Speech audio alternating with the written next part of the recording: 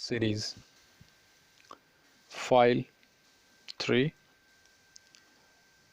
Topic है हमारा novel corona virus disease SARS-2 कोविड-19। इससे पहले हमने SARS-1 को डिस्कस किया था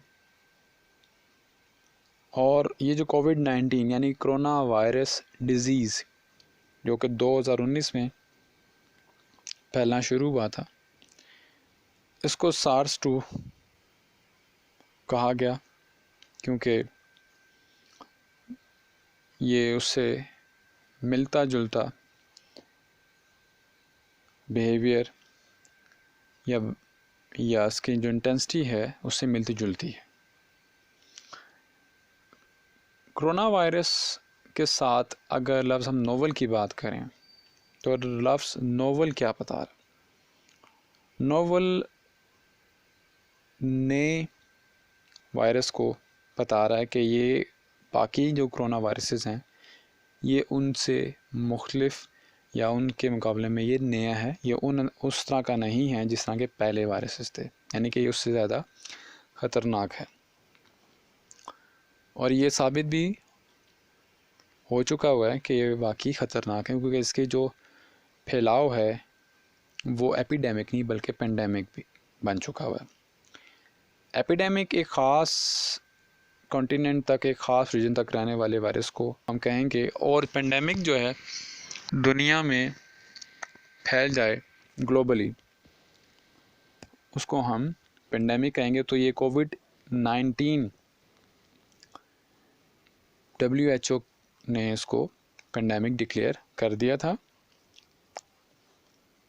और इसके बाद हम अगर बात करें दिसंबर 2019 में ये फाइंड आउट हुआ था और ये फैलना शुरू जब हुआ तो ये चाइना के शहर वुहान से फैलना शुरू हुआ। और एक ये अजम्पशन किया जाता है कि ये एक जानवरों की मंडी से फैलना शुरू हुआ, एक मार्केट कह लें, वहाँ से फैलना शुरू हुआ।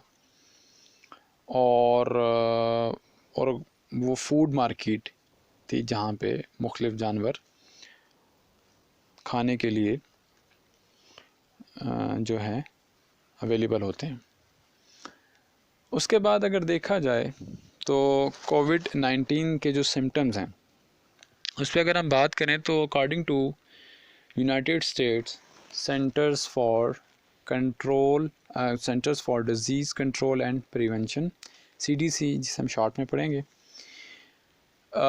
उनके मुताबिक जो कोविड-19 की जो सिम्टम्स हैं, जो अलामात हैं, उनमें फ़ीवर एक मेन अलामत है। फिर इस तरह शॉर्टनेस ऑफ ब्रेथ ये भी मेन अलामात में से आती है, और कफ, खांसी, यानी कि ये 3 अलामात उन्होंने डिक्लेयर की कि ये कोविड की पेशेंट्स में पाई जाएंगी। और according to reported 138 hospitalised patients, 138 hospitalised patients का जब रिज़ल्ट लिया गया और ये चाइना में इस पे काम हुआ और वेंग एट आल उनके ग्रुप ने काम किया था, वेंग के ग्रुप ने 7 फरवरी 2020 में। तो उन्होंने जो देखा तो उसमें 98% लोग जो कोरोना से इन्फेक्टेड थे वो बुखार वाले थे। इसके अलावा फटीक वाले 69% और जिनको खांसी थी वो 59%। इसके बाद अगर हम बात करें तो कोरोना वायरस की जो स्टेजेस हैं, यानी कि अगर एक बंदा कोरोना के डेथ तक जाता है तो उसकी कितनी स्टेजेस हैं, तो उसकी मेनली 2 स्टेजेस हैं।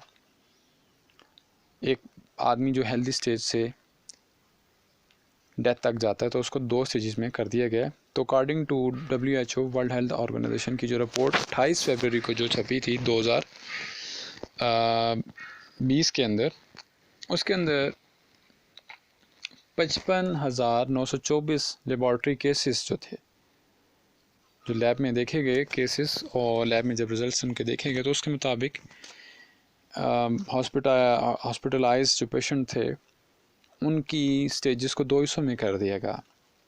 कोरोना वायरस की स्टेजेस जो हेल्थ से डेथ तक थी, उनमें से पहली स्टेज जो थी वो हेल्दी से जब वो स्फीयर लेवल पे जाता है, जिसे हाइपोक्सिया कंडीशन कहते हैं। हाइपोक्सिया कंडीशन जो थी वो 1 हफ्ते में एक पेशेंट हेल्थी से, जो कोरोना का पेशेंट होगा वो हेल्दी स्टेट से, हेल्दी सिचुएशन से जब हाइपोक्सिया कंडीशन पे जाएगा तो उसे 1 हफ्ता लगेगा। हाइपोक्सिया में उसकी ऑक्सीजन शॉर्ट होना शुरू हो जाती है, उसे सांस घुटना शुरू हो जाता है।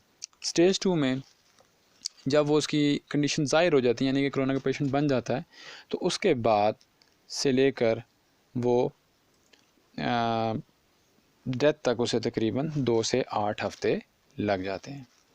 उसके बाद अगर हम बात करें कोविड की रिकवरी की, तो अकॉर्डिंग टू WHO रिपोर्ट, जो कि वही हमने जो पहले अभी डिस्कस की थी, तो उसमें रिकवरी जब एक पेशेंट की होती है